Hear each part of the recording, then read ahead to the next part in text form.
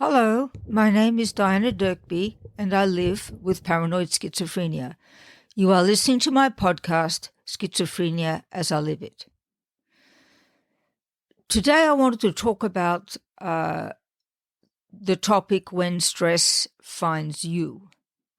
So, stress is a real enemy of good mental health, I think, for everybody. But if you live with paranoid schizophrenia, as I do, you are in danger of that stress triggering the symptoms of schizophrenia. In other words, threatening you with a possible relapse.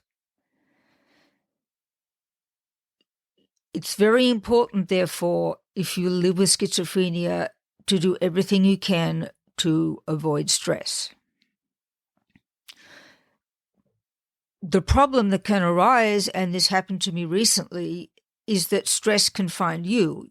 You can't necessarily dictate everything that happens in your life, and no matter how careful you are to live in a healthy way and a relaxed way, sometimes stuff just happens that interferes with that plan. So over the last month or so, I was in the unfortunate position of undergoing a series of stressful events which I did not cause. There was really nobody to blame, but if there had been, that wouldn't have helped. It was just a bunch of things that happened, and every day I woke up, I felt there was a fresh thing for me to worry about because of what happened during that day. It just added one more thing. So I was faced with a situation where my stress level was above what I consider safe. You know, I feel this quite physically when I'm overstressed. My mouth and tongue freeze and go very numb. I find it hard to sit still, and looking for answers as to why so much stress is coming my way can lead me to have thoughts of persecution. Now, fortunately, this last month or so, that a series of stressful events occurred in my life, I did manage to stay healthy on the level of my mental illness. So what did I do?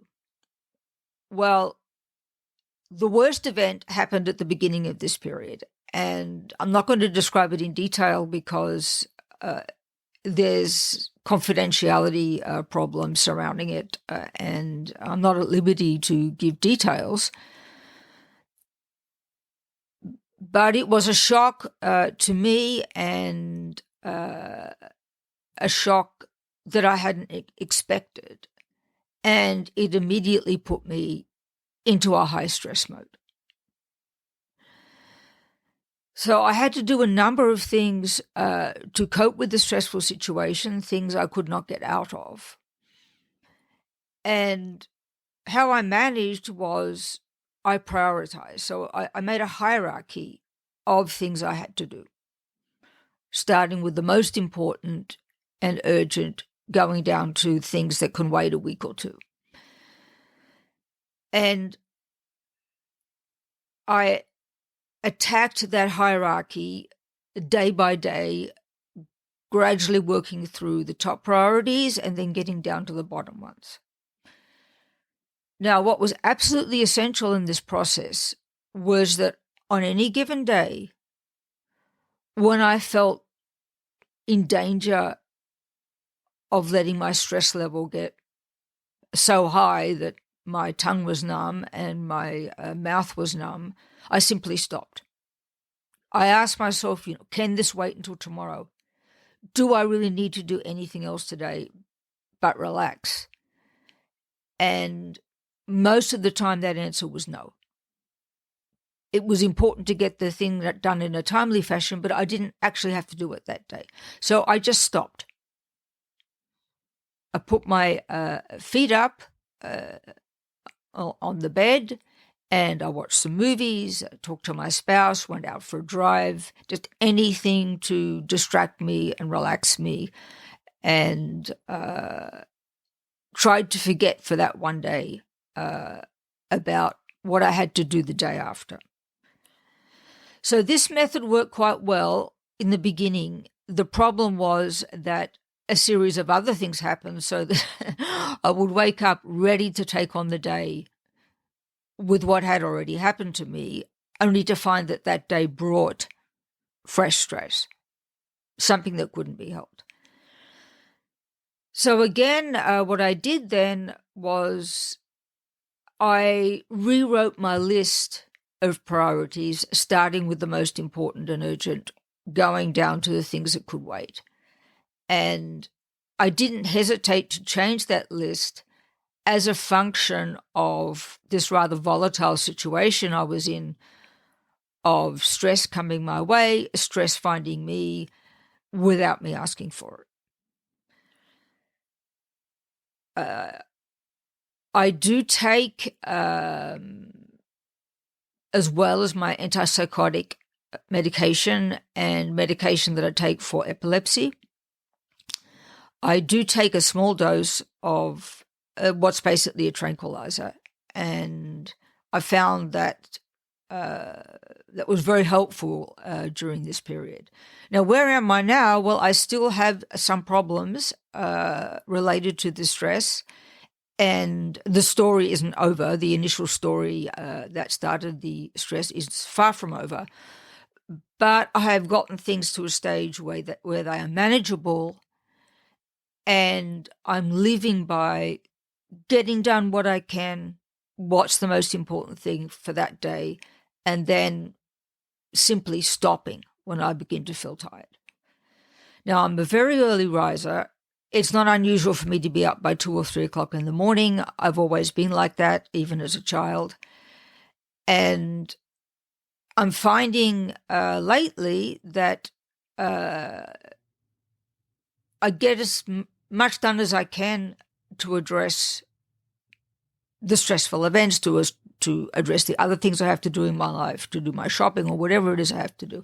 And I'm finding by about 1 or 2 o'clock that I'm done. I simply can't do anymore. And I have a very, very understanding spouse, and he understands that this is how I'm managing my life. And so he also stops what he's doing at about the same time.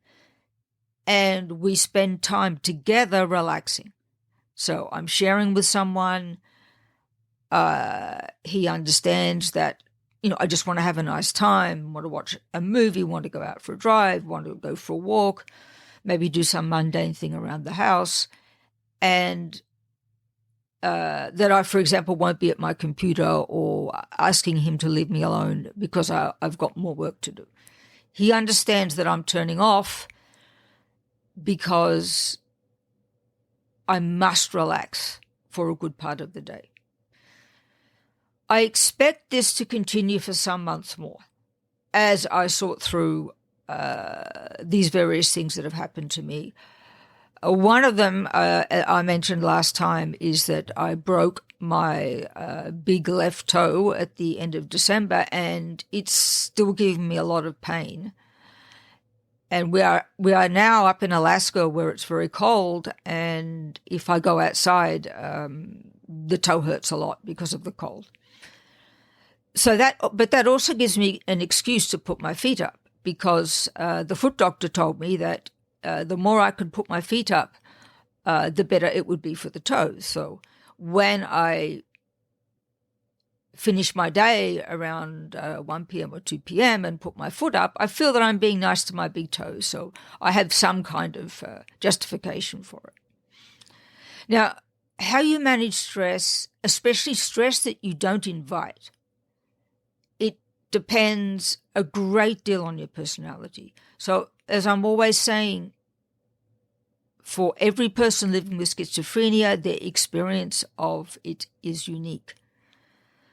So everyone has their own personality, which is something quite distinct from the mental illness or the brain disorder that they may live with. And so I tend to be very goal-oriented. I tend to push myself to do as much work as I can in any one day.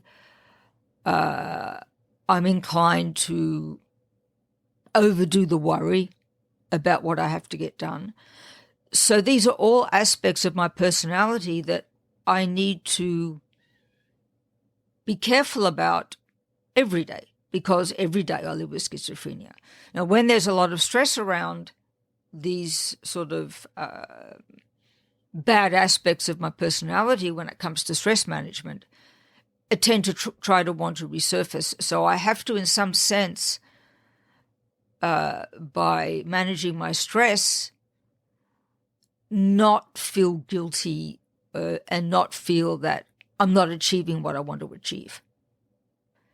Because the foremost thing is my health, and the next most important thing is my relationship with my spouse.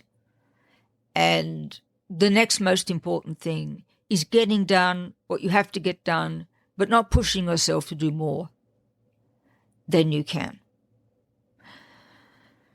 So I wanted to talk about that, that, I'm in the middle of such an episode, and that you can manage if you're very careful without getting sick. Now, had I begun to feel that I was relapsing, I would, of course, contacted my psychiatrist. And I wrote her an email about what I was going through, just so she's up to date. And I do have weekly sessions with a psychologist, and we are discussing the stress management plans that I have and what has caused the stress and how I plan to cope with it. I discussed that at length with her, and that's tremendously helpful. I try not to discuss my stress too much with my spouse unless he can help directly, because it doesn't help somehow. I mean, that just means that I help to spoil his day. I have found over time that talking to family and friends can often just make the problem worse if they're not in a position to really help you, and that it's better to talk to a professional psychologist and psychiatrist about issues you may be having in your life that really only you can control.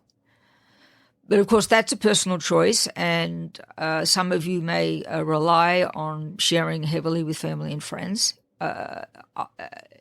That again depends on the individual.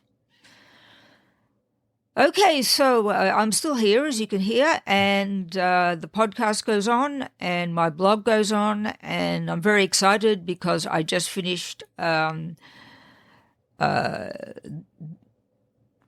incorporating the changes to the first complete draft of my new book, 3 Kidnapped, 3 Siblings, 3 Furies. And so within a few weeks or a month, that book will be published and available. And that's very, very exciting to have this new project being born, so to speak.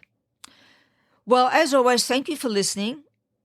And please check back frequently to the podcast and consider buying my book, The Overlife, A Tale of Schizophrenia, or to listening to the audio version, for example, on the Audible app or whatever app you like to use for audiobooks.